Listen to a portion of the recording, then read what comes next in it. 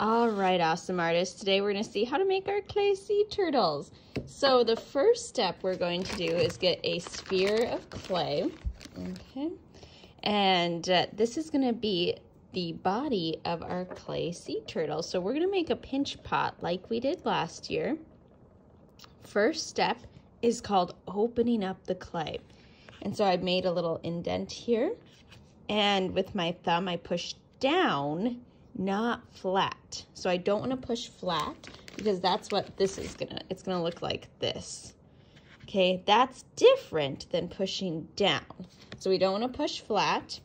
We actually want to push down. Okay, so now I'm gonna push down a little farther. I want it to be about a 1/4 inch thick on the bottom, like a fuzzy caterpillar. So I can close my eyes and feel with this one and this thumb, and that feels just right, okay? So if I push too far, it's gonna come through. If that happens to you, we're just gonna re-roll the clay, roll, roll, roll, okay? And we try again. There we go, okay? Perfect. All right, friends. Now we're going to put our thumb on the inside, fingers on the out. Thumb on the inside, fingers on the out. And we're gonna turn and pinch.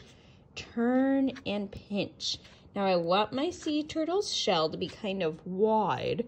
And so I'm kind of, when I'm turning and pinching, I'm kind of pinching out a little bit. I don't want to get too wide.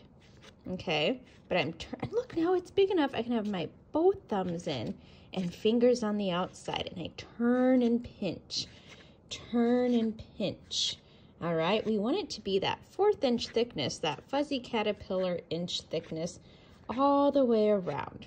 So I start at the bottom, and when I've got the bottom turned and pinched, turned and pinched, turned and pinched, then I'm gonna do a little bit right here, but I'm not gonna pinch the rim. Say, don't pinch the rim.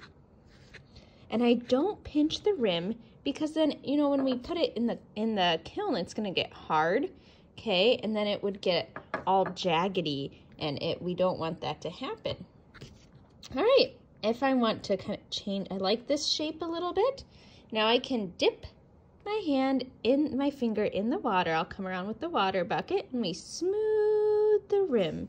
Can you guys say smooth the rim?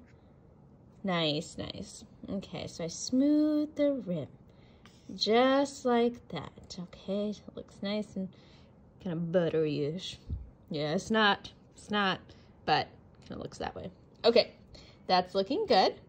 And now I can flip it over, and here's gonna be the turtle's shell. You can even smooth out some of the edges here. You can see my hands are getting a little clay dusty, right? You can have, I have wet wipes at your table so that you can kind of wipe your hands off. But remember, clay dust is bad for us, so I'm not gonna play with this clay dust on my hand, right? We're just gonna kind of ignore it until it's time to wash our hands. Okay, we do have our special mats this year, which help kind of soak up some of that, but we still want to be very careful.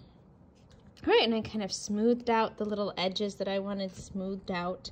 All right, I might tap it down just a little bit, very gently. You never do anything like the Hulk with clay. You gotta be very careful. And then I'm gonna either take my clay pencil or my clay carving tool, okay? And I can start making my designs in the clay. Okay, so I'm just kind of starting to make my designs in the clay like this. All right, just lightly pushing. If I push too hard, it's gonna break. It's true story. Okay, and now I can start designing my sea turtle's shell. Every sea turtle's shell can look different because each and every one of us is different. So our designs might look different. That's okay. So my sea turtle's shell is gonna look kind of like this.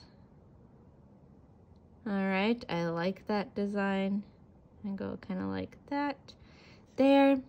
If I have any little tiny pieces of clay, I just kind of pick them back up and poke them on any extra clay that I have.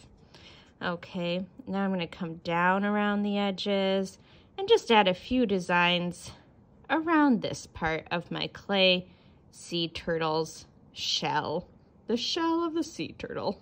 Okay, the hawksbill sea turtle, remember, that's what we learned. All right, and that's the first step, okay? So on the bottom, we're gonna put in our line order number, okay? So I don't have a line order number, so I'm gonna just put Mrs. W, okay?